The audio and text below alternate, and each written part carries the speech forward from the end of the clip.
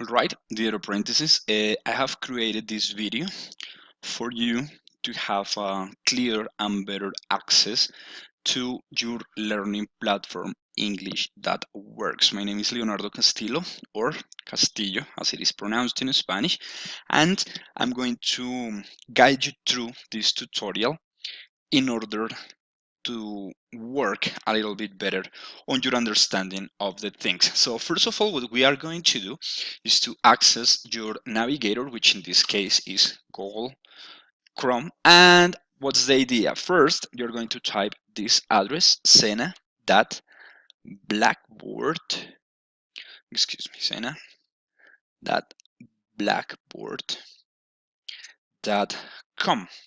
So you don't have to go through Sofia or anything like that. In here, you're going to go for ingreso a complementaria. You're going to type your identification. In this case, well, I have already pre-assigned one of the information that I need to access, and then you click on access. Then you're going to look for your course. So I'm going to give examples with course number 1 and course number 2. So in here, you access English That Works 1. And the first thing that I want you to do is to check the announcements part in here. All right. So these are the announcements that I created for the day. And in there, you're going to find the schedule of activities. Here it is. I need you please to download this schedule, which contains all the information that, well, we are going to have in terms of dates and stuff. Yeah, we are in second week already, so the activities I put online from the October the 10th, so they are already there for you to start working on them. All right, then it's very simple. You just access in here to the program material. In terms to check the program material, you go for training materials. In the training material part, you're going to work on the learning activity number 1, right? You're going to click here and you're going to go through all the material that is on the multimedia. When you finish checking this information, which is in English and in Spanish, and which contains audio in here, you can listen to the audio in English.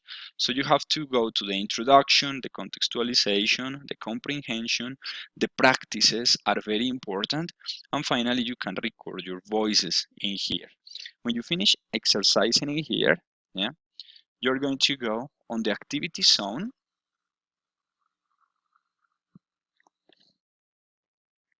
And then you're going to revise first the previous activities and now the learning activity number 1, which is already available for you to start working. All right. Then, if you belong to the second course, everything is basically the same. For the first part, you're going to go to the announcements, right?